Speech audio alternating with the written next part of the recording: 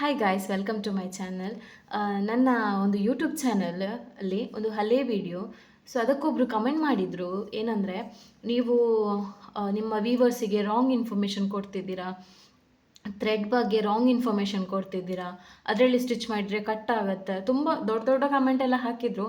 But ನಾನು ಅದನ್ನು remove ಮಾಡಿದ್ದೇನೆ. ಯಾಕಂದರೆ ನಾನು ಇಷ್ಟು ದಿನ ಯೂಟ್ಯೂಬಲ್ಲಿ ಯಾವುದು ಸುಳ್ಳು ಹೇಳಿಲ್ಲ. ನಾನು ಹೇಳೋದು, ನಾನು ಎಕ್ಸ್ಪ್ಲೇನ್ ಮಾಡೋದು ಎಲ್ಲ ನನ್ನ ಏನಂದರೆ ನನ್ನ ಎಕ್ಸ್ಪೀರಿಯೆನ್ಸನ್ನು ನಾನು ಎಕ್ಸ್ಪ್ಲೇನ್ ಮಾಡ್ತೇನೆ. ಅಂದರೆ ಸ್ಟೂಡೆಂಟಿಗೂ ಗೊತ್ತಿರ್ಬೋದು ನಾನು ಎಷ್ಟು ಈಸಿ ಮೆಥಡಲ್ಲಿ ಕಲಿಸಿಕೊಡ್ತೇನೆ ಅಂತ. ಸೊ ದೊಡ್ಡ ದೊಡ್ಡ ಮೆಸೇಜ್ ಹಾಕಿದ್ರು. ಬಟ್ ಫಸ್ಟ್ ಟೈಮ್ ಅವರು ಹಾಗೆ ನನಗೆ, ಅಂದರೆ ಒಬ್ಬರು ಈ ರೀತಿ ಕಮೆಂಟ್ ಮಾಡ್ತಾರಂದರೆ ಫಸ್ಟ್ ಟೈಮ್, ಯಾರೂ ಹೀಗೆ ಕಮೆಂಟ್ ಮಾಡಲಿಲ್ಲ. ಸೊ ನಾನು ಅವರದ್ದು ಕಮೆಂಟ್ ರಿಮೂವ್ ಮಾಡಿದ್ದೇನೆ. ಅಂದರೆ ಅವ್ರು ಬ್ಯಾಕ್ ಟು ಬ್ಯಾಕ್ ಮೆಸೇಜ್ ಹಾಕ್ತಿದ್ದಾರೆ ನನಗೆ. ಅಂದರೆ ಬೇರೆ ಸಬ್ಸ್ಕ್ರೈಬರ್ ನನ್ನ ವೀಡಿಯೋಸ್ ನೋಡುವಾಗ ಅವರಿಗೆ ಒಂದು ಕನ್ಫ್ಯೂಷನ್ ಆಗಬಾರ್ದಲ್ಲ.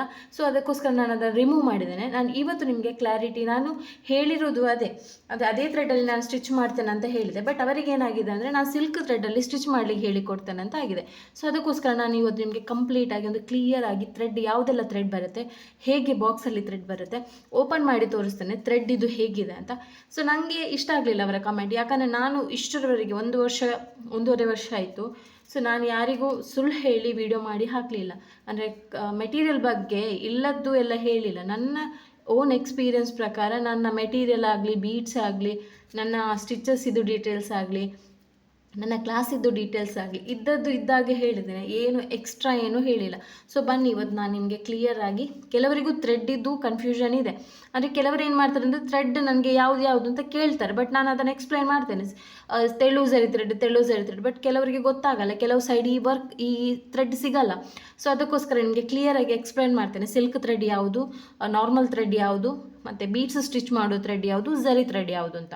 ಸೊ ಬನ್ನಿ ಈಗ ನಾನು ಸ್ಟಾರ್ಟಿಂಗ್ ಝರಿ ಥ್ರೆಡ್ ತೋರಿಸ್ತೇನೆ ನೋಡಿ. ಇದು ಝರಿ ಥ್ರೆಡ್, ಗೊತ್ತಾಯ್ತಾ? ಇದು ನೀವು ಚೈನ್ ಸ್ಟಿಚ್ ಹಾಕಲಿಕ್ಕೆಲ್ಲ ಯೂಸ್ ಮಾಡೋದು. ಇದು ನನ್ನ ಹತ್ರ ಇರೋದು ಈಗ A1 ಬ್ರ್ಯಾಂಡ್. ಇದರಲ್ಲಿ ನಿಮಗೆ ಡಯಾಲ್ಜಿ ಮತ್ತು A1 ಮತ್ತು ರಾಯಲ್ ಆ ಟೈಪ್ ಎಲ್ಲ ಬರುತ್ತೆ. ಬಟ್ ನನ್ನ ಹತ್ರ ಇರೋದು ಈಗ A1. ಇದರಲ್ಲಿ ಇನ್ನೊಂದು ಬರುತ್ತೆ, ಏನಂದರೆ ಇದಕ್ಕಿಂತ ಸ್ವಲ್ಪ ಸಪೂರ, ಅದು ನೀವು ಫಿಲ್ಲಿಂಗ್ ಹಾಕಲಿಕ್ಕೆ ತಗೊಳ್ಬೋದು. ಇದು ಚೈನ್ ಸ್ಟಿಚ್ಚಿಗೆ ಹಾಕ್ಕೊಳ್ಬೋದು. ಈ ಟೈಪ್ ಬರುವ ಝರಿ ಥ್ರೆಡ್ ನೀವು ಚೈನ್ ಸ್ಟಿಚ್ಚಿಗೆ ಯೂಸ್ ಮಾಡುವ ಝರಿ ಥ್ರೆಡ್, ಕರೆಕ್ಟ್ ನೋಡ್ಕೊಳ್ಳಿ. ಇದು ಚೈನ್ ಸ್ಟಿಚ್ಚಿಗೆ ಯೂಸ್ ಮಾಡುವಂತಹ ಝರಿ ಥ್ರೆಡ್. ನಾನು ಇದನ್ನು ತುಂಬ ಸಲ ಹೇಳಿದ್ದೇನೆ, ಬೀಡ್ ಸ್ಟಿಚ್ ಮಾಡೋದು ಯಾವ ಥ್ರೆಡ್, ಕಮೆಂಟಲ್ಲೂ ಎಕ್ಸ್ಪ್ಲೇನ್ ಮಾಡಿದ್ದೇನೆ. ವಿಡಿಯೋ ಅವರು ನನಗೆ ವಿಡಿಯೋಗೆ ಕಮೆಂಟ್ ಮಾಡಿದ್ದು ಯಾವುದಂದರೆ, ನಂದೊಂದು ಮೆಟೀರಿಯಲ್ ಇದ್ದು ಬಗ್ಗೆ ಒಂದು ವಿಡಿಯೋ ಮಾಡಿದ್ದೆ, ಅದಕ್ಕೆ ಅವರು ಆ ಥರ ಕಮೆಂಟ್ ಮಾಡಿದ್ದಾರೆ. ಬಟ್ ನಂಗೆ ಅದು ಇಷ್ಟ ಆಗಲಿಲ್ಲ. ಯಾಕಂದರೆ ಒಂದು ಕಮೆಂಟ್ ಮಾಡಿಬಿಟ್ರು, ನಾನು ಅದಕ್ಕೆ ರಿಪ್ಲೈ ಕೊಟ್ಟೆ. ಬಟ್ ಅದು ಇನ್ನೂ ಅಂದರೆ ವಾವ್ ನೀವು ಗ್ರೇಟು, ನೀವಿಷ್ಟು ಸುಳ್ಳು ಹೇಳ್ತಿದ್ದೀರಾ, ನೀವೇ ಗ್ರೇಟ್ ಆ ಮೆಟೀರಿಯಲ್ ಬಗ್ಗೆ ಹೇಳುವವರು, ನೀವು ಯಾರು ಒಂದು ಸಿಲ್ಕ್ ಥ್ರೆಡ್ಡಲ್ಲಿ ಬೀಡ್ಸ್ ಸ್ಟಿಚ್ ಮಾಡಲಿಕ್ಕೆ ಹೇಳ್ತೀರಾ. ನಾನು ಅದರಲ್ಲಿ ಸಿಲ್ಕ್ ಥ್ರೆಡ್ಡಲ್ಲಿ ಬೀಡ್ಸ್ ಸ್ಟಿಚ್ ಮಾಡಿ ಅಂತ ಹೇಳೇ ಇಲ್ಲ.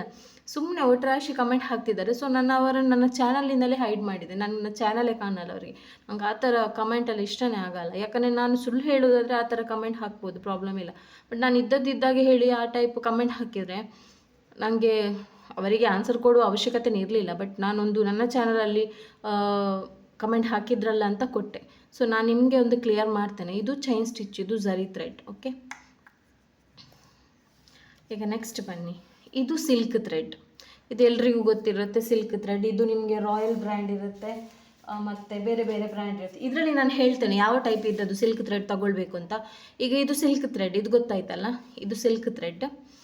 ನಮ್ಮದು ಮಗ್ಗಂ ವರ್ಕಿಗೆಲ್ಲ ಯೂಸ್ ಮಾಡುವಂಥದ್ದು, ಕಲರ್ ಬರುತ್ತೆ. ಇದು ಸಿಲ್ಕ್ ಥ್ರೆಡ್. ಸೊ ಯಾವುದು ತಗೊಳ್ಬೇಕು ಸಿಲ್ಕ್ ಥ್ರೆಡ್, ಯಾವುದು ತಗೊಳ್ಬಾರ್ದು, ನೀವು ಬ್ರ್ಯಾಂಡ್ ಯಾವುದೇ ತಗೊಳ್ಳಿ, ಪ್ರಾಬ್ಲಮ್ ಇಲ್ಲ. ಬಟ್ ಈ ಟೈಪ್ ಇರುತ್ತಲ್ಲ ಪ್ಲಾಸ್ಟಿಕ್ಕಿದ್ದು, ಇದನ್ನ ಹತ್ರ ಈಗ ರಾಯಲ್ ಅವರದ್ದು ಇದೆ, ರಾಯಲು ಇದೆ, ಬೇರೆ ಇದೆ, ಒಂದು ಬ್ರೈಟ್ ಸಿಲ್ಕ್ ಅಂತಂದಿದೆ. ನಾನು ಅಂದರೆ ಕಂಪನಿ ನೋಡಲ್ಲ, ನಾನು ನೋಡೋದು ಇದರ ಕವರ್ ನೋಡಿ.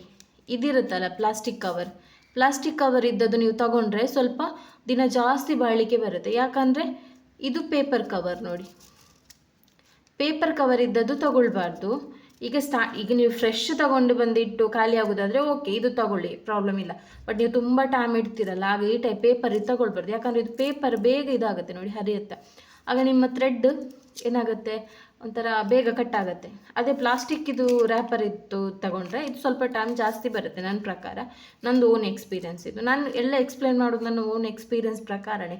ಯಾರ್ದೋ ವಿಡಿಯೋ ನೋಡಿ ಯಾರ್ದೋ ವಿಡಿಯೋ ಕದ್ದು ಹಾಗೆಲ್ಲ ಮಾಡಲ್ಲ. ನನ್ನ ಚಾನಲಲ್ಲಿ ನೀವು ನೋಡ್ಬೋದು ನಂದು ಓನ್ ಡಿಸೈನ್ ಇರೋದು, ನಂದು ಓನ್ ವರ್ಕ್ ಇರೋದು, ನನ್ನ ಓನ್ ವಾಯ್ಸ್, ನನ್ನ ಓನ್ ವಿಡಿಯೋ ಇರೋದು. ಸೊ ಯಾರಿದ್ರಿಂದಲೂ ನಾನು ಕದ್ದಿಲ್ಲಿ ಹಾಕೋದಿಲ್ಲ. ನನ್ನ ಎಕ್ಸ್ಪೀರಿಯೆನ್ಸ್ ಇದ್ದದ್ದು ನಾನು ನಿಮ್ಮ ಜೊತೆ ಶೇರ್ ಮಾಡ್ತೇನೆ. ನನ್ನ ಎಕ್ಸ್ಪೀರಿಯೆನ್ಸ್ ಶೇರ್ ಮಾಡಿ ತುಂಬ ಜನಕ್ಕೆ ಹೆಲ್ಪ್ ಆಗಿದೆ, ಅದು ನಂಗೆ ಖುಷಿ. ಸೊ ಅದಕ್ಕೋಸ್ಕರ ಅಂಥ ಕಮೆಂಟಿಗೆಲ್ಲ ನಾನು ತಲೆ ಕೆಡಿಸ್ಕೊಳ್ಳಲ್ಲ. ಬಟ್ ತುಂಬ ಜನ ನನಗೆ ಥ್ರೆಡ್ ಬಗ್ಗೆ ಕೇಳ್ತಿದ್ರು. ಸೊ ನಿಮಗೋಸ್ಕರ ಒಂದು ವಿಡಿಯೋ ಮಾಡಿ ಹಾಕ್ತೇನೆ.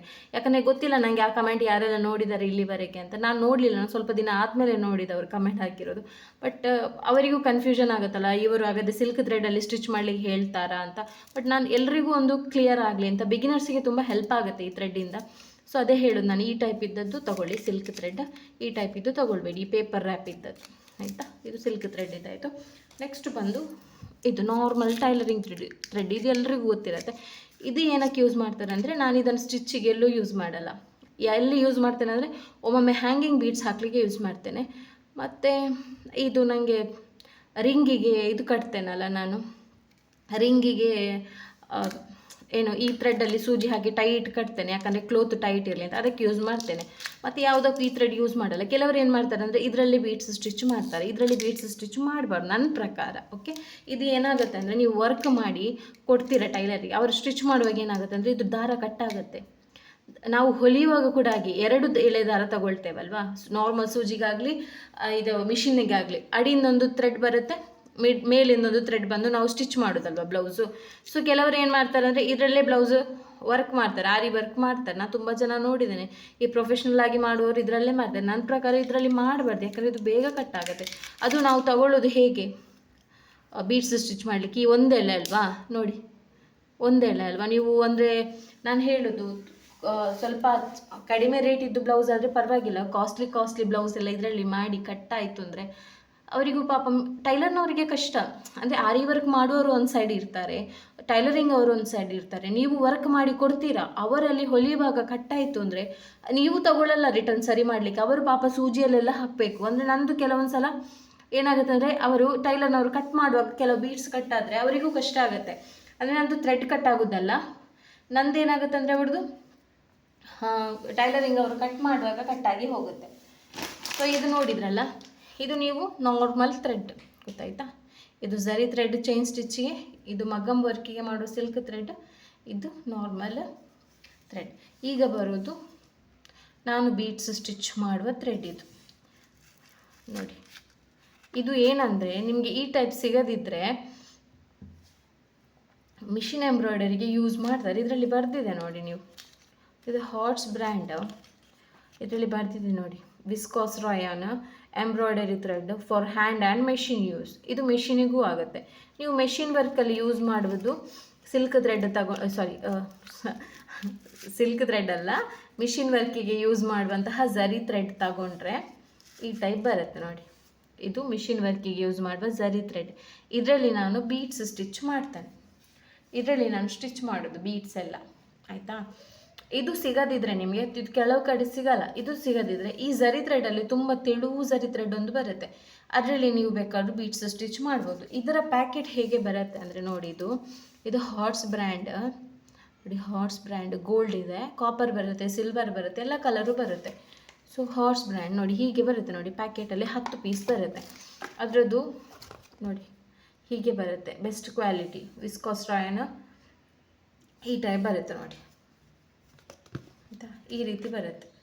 ಇದರಲ್ಲಿ 10 ಬರುತ್ತೆ.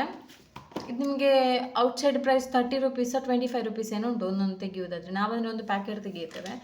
ಸೊ ಹಾಗೆ ಇದು ಕ್ಲಿಯರ್ ಆಯ್ತಲ್ಲ. ಇದು ಸಿಲ್ಕ್ ಥ್ರೆಡ್, ಇದು ಬೀಡ್ಸ್ ಸ್ಟಿಚ್ ಥ್ರೆಡ್, ಇದು ಸಿಲ್ಕ್ ಥ್ರೆಡ್, ಇದು ಟೈಲರಿಂಗ್ ಥ್ರೆಡ್, ಇದು ಝರಿ ಥ್ರೆಡ್. ಓಕೆ, ನಾನು ನಿಮಗೊಂದು ಕ್ಲಿಯರ್ ಮಾಡೋದು ಯಾಕಂದರೆ ಗೊತ್ತಾಗಲಿ ಅಂತ ಬಿಗಿನರ್ಸಿಗೆ. ಸೊ ನಾನು ಅವರು ಕಮೆಂಟ್ ಮಾಡಿದ್ದಾರೆ ಅಂತ ಈ ವಿಡಿಯೋ ಮಾಡ್ತಿಲ್ಲ, ಬಟ್ ಕೆಲವರು ಬಿಗಿನರ್ಸ್ಗೆ ತುಂಬ ಕನ್ಫ್ಯೂಷನ್ ಇರುತ್ತೆ, ಅಂದರೆ ಯಾವುದು ಮಾಡೋದು, ಯಾವುದು ಥ್ರೆಡ್ಡಲ್ಲಿ ಮಾಡೋದು ಅಂತ. ಸೊ ನಾನು ನೋಡಿದ್ದು 3mm ಬೀಡೆಲ್ಲ ಈ ರೀತಿ ಬರುತ್ತೆ. ಮ್ಯಾಟ್ ಫಿನಿಶಿಂಗ್ ಬೀಡ್ಸ್ ತೊಗೊಳ್ಬೇಕು, ಮ್ಯಾಟ್ ಫಿನಿಶಿಂಗ್ ನೋಡ್ಬೋದು ನೀವು. ಇದು ಸ್ವಲ್ಪ ಡಲ್ ಶೇಡ್ ಇದೆ.